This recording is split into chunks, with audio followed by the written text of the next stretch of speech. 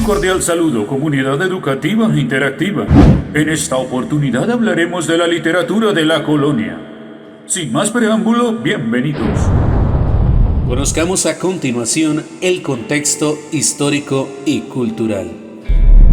Al hablar de literatura de la colonia en territorio americano, abarcamos aquellas obras elaboradas por ciudadanos españoles, por colonos o bien por mestizos, producto de la unión entre conquistadores y mujeres nativas del territorio americano. Por lo anterior, es importante mencionar que el predominio de esta literatura será escrita, como primera medida, hecha en idioma español y concebida desde luego desde la perspectiva hispana. No es de extrañar que, al crearla, los autores pensaran en un público español. De todas maneras, luego de algunas décadas se vincularán a este movimiento escritores amerindios, cuya sangre mitad indígena y mitad hispana les permitirá navegar entre las dos culturas, efectuando obras con una mirada enciclopédica a la búsqueda de la inmortalización, de la adaptación y, por supuesto, el choque cultural de los dos mundos fusionados durante la colonización de América. Analicemos enseguida los géneros literarios de la literatura de la colonia en Hispanoamérica. La narrativa. Nos permitimos mencionar este género no tanto por las novelas, los cuentos y los relatos, sino más bien por la forma genérica de la clasificación. Así pues, incorporamos las cartas, los diarios, los testimonios y las narraciones de costumbres, hábitos y usanzas de los pueblos al interior de los textos de carácter testimonial. Inevitablemente, la narrativa se verá reflejada en estas expresiones. Si bien es cierto, hablamos de una época posterior al descubrimiento y la conquista, aún con el afianzamiento de los españoles en nuevo territorio, el afán testimonial prevaleció con la meta de consignar para la eternidad la gesta de un pueblo, la imposición de una cultura sobre otra. La lírica. Ya en este periodo empiezan a conocerse muestras un tanto más formales de la lírica. Estructuras de mayor calidad, con un respeto hacia la métrica y la incorporación de ricas combinaciones con palabras, a la par que un nutrido juego de figuras literarias, permitieron enriquecer ciertas construcciones con el dulce sabor de la poética. De esta manera, prodigios hallados en un desierto, bellas expresiones para exaltar a un héroe, adjetivos estelares para calificar las maravillas de la naturaleza, entre otros ejemplos, tomaron su lugar durante la colonia. La dramática.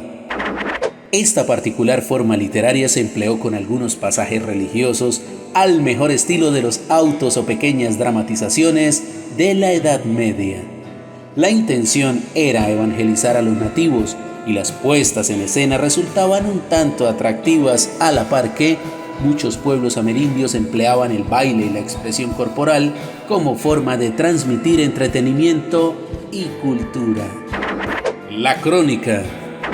Los diarios, bitácoras y cartas a bordo de los barcos evolucionaron convirtiéndose en el más interesante de los géneros si hablamos grosso modo del encuentro entre estos dos mundos. La crónica hizo parte del primer acercamiento, pero su importancia se alcanzó a quedar durante varias décadas posteriores, inmersa ya en lo que podemos denominar periodo colonial. De la crónica podemos apreciar que es un híbrido muy original que incorpora narrativa, descripciones detalladas, lenguaje poético, referencias mitológicas, religiosas y hasta las más descabelladas figuras literarias. La historiografía. De este género se encargaron muy en especial autores ya nacidos en territorio americano, posiblemente mestizos, o sea, hijos de indígenas y españoles.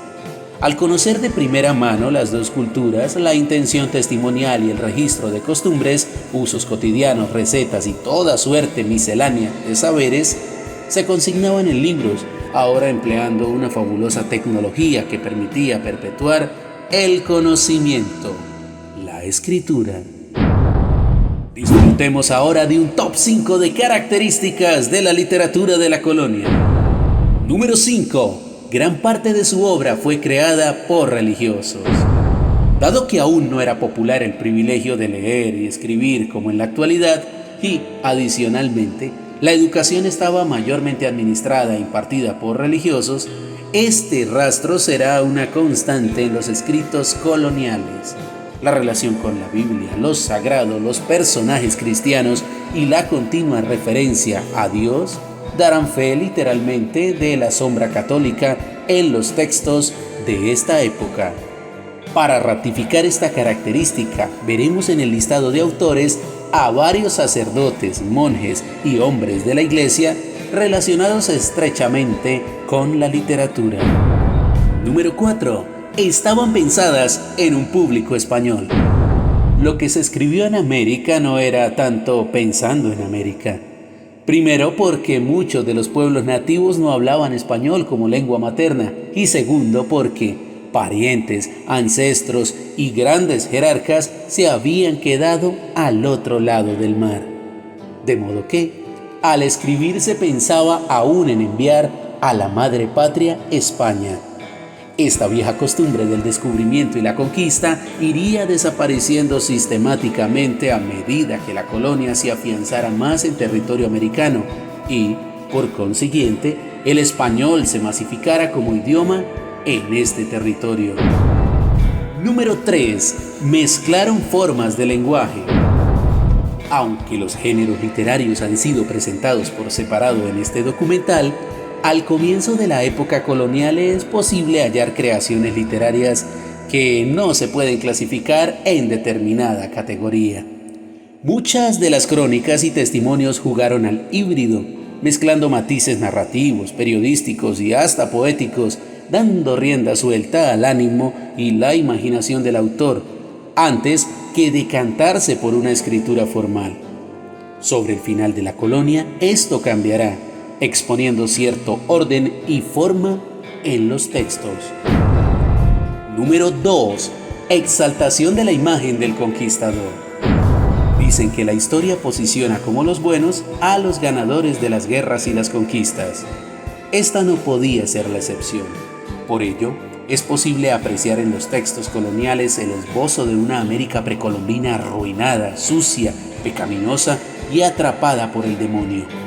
Los conquistadores fueron, en resumidas cuentas, pequeños emisarios de Dios, nobles mesías que, con su loable labor, defendieron los ideales cristianos y derrotaron la decadencia e ignorancia de las costumbres nativas.